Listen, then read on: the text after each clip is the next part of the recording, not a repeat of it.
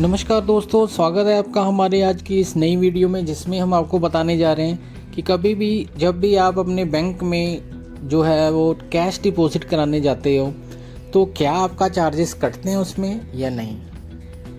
ये सभी लोगों को पता नहीं होगा, तो इसीलिए इस वीडियो को हमने क्रिएट करा है। आइए दोस्तों, हम आपको इसमें बताएंगे कि जब भी आप किसी बैंक में कैश डिपॉजिट करने जाते हो तो क्या चार्जेस लगते हैं या नहीं लगते हैं। पूरी इन्फॉर्मेशन दोस्तों आपको देंगे।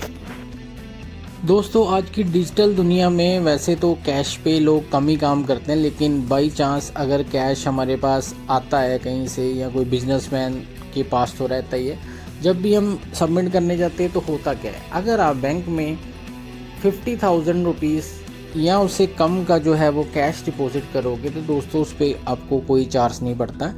डेली की आप 50,000 जमा कर सकते हो। और अगर दोस्तों आपने बाई चांस आपके पास जो कैश की लिमिट है वो ज़्यादा है और आप अपने घर में उसे रखना नहीं चाहते, आप उसे बैंक में ही जो है वो डिपॉजिट करना चाहते हो, तो उसका दोस्तों अगर आप डिपॉजिट कराने जाओगे सारा का, लेट्स सपोज आपके पास 1 लाख रुपीज़ है, अगर आप उसे जमा कराने जाते हैं तो दोस्तों आपको पर 1000 रुपीज़ के पीछे जो चार्ज पड़ेगा वो 1 रुपीज़ पड़ेगा। तो अब आप यहाँ पे सोचोगे कि हम खुद का ही जो बैलेंस है, यानी हमारे पास जो कैश है उसे हम डिपॉजिट करने जा रहे हैं, तो उसी पे हमें चार्जेस देने पड़ रहे हैं। दोस्तों, इसी चार्जेस को कैश हैंडलिंग चार्जेस कहते हैं।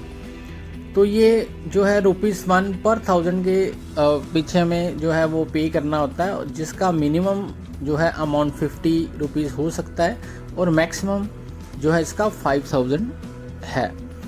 तो इसमें जनरल कैलकुलेशन हम आपको भी करके बताएंगे कि अगर 1 लाख रुपीज़ आप सब डिपॉजिट करने जा रहे हो तो 1000 के पीछे हमें कितने पैसे देने पड़ेंगे। तो 1000 इंटू 100 जो होता है इक्वल टू लाख हो गया।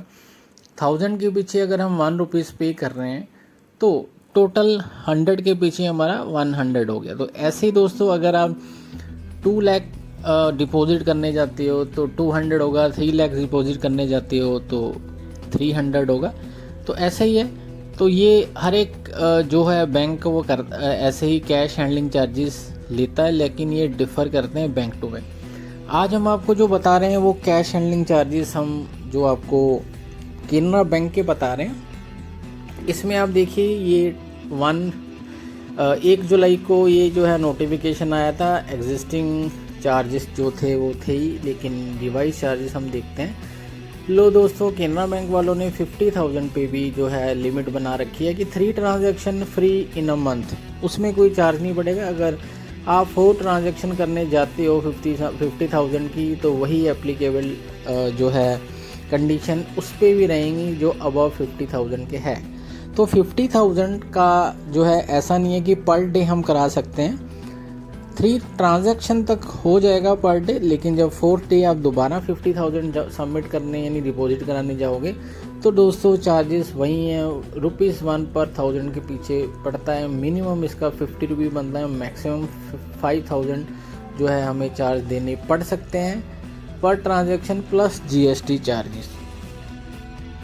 हर एक बैंक के दोस्तों डिफरेंट चार्जेस होते हैं जो कैश हैंडलिंग चार्जेस। तो ये अभी केनरा बैंक के बैंक के चार्जेस हम आपको बता रहे हैं। अगर आप जैसे पंजाब एंड सिंध बैंक के देखोगे तो इसमें मुझे थोड़ा सही लगा है। Cash handling charges for saving account up to 1 lakh per day आप अगर सबमिट करते हो डिपॉजिट तो फ्री है। अगर आप अबव 1 लाख करते हो तो उसमें भी 50 पैसा पर 1000 है। केनरा बैंक में ₹1 पर 1000 था, तो मिनिमम ₹50 और मैक्सिमम ₹3000, ये दोनों सेम ही है, लेकिन पर 1000 के पीछे 50 पैसा का दोस्तों फ़र्क है। ये बहुत ही मायने रखता है क्योंकि ये कैश लिमिट का सारा फंड है कि आप कराने सबमिट जो डिपॉजिट कैश कराने जा रहे हो वो कितना है। दोस्तों, एक इसमें और इम्पोर्टेंट इन्फॉर्मेशन थी जो आप अभी देख पा रहे हो कि 1 लाख पर डे तक तो ठीक है। अगर इससे ज़्यादा अगर कोई भी कैश डिपॉजिट कराता है तो दोस्तों इसमें क्या होता है, इसमें इंटरफेरेंस हो जाती है इनकम टैक्स डिपार्टमेंट की। वो हमें यानी आपको कभी भी नोटिस सेंड कर सकते हैं कि भाई ये जो ट्रांजैक्शन आपने करी है, डिपॉजिट कराए हैं, उसका फिर हमें उसकी डिटेल देनी होती है कि ये पैसे हमारे पास कहाँ से आए। तो दोस्तों ये बहुत ही इम्पोर्टेंट है कि ये ध्यान रखना होता है, क्योंकि जब हमारे पास कोई पैसा है तो हमें उसके बारे में फुल इन्फॉर्मेशन होनी चाहिए कि हम कितना पैसा अपने बैंक में जमा करा सकते हैं और कितना पैसा होगा जब हम इतनी लिमिट से ज़्यादा यानी 50,000 से ज़्यादा जो है हम इसे सेव करते हैं, डिपॉजिट करते हैं, तो हमारा कितना पैसे कटने वाला है। क्योंकि कोई भी नहीं चाहता कि अगर हम पैसे भी जमा कराने जाएं उसमें से हम पैसे भी अपने डिडक्ट कराएं।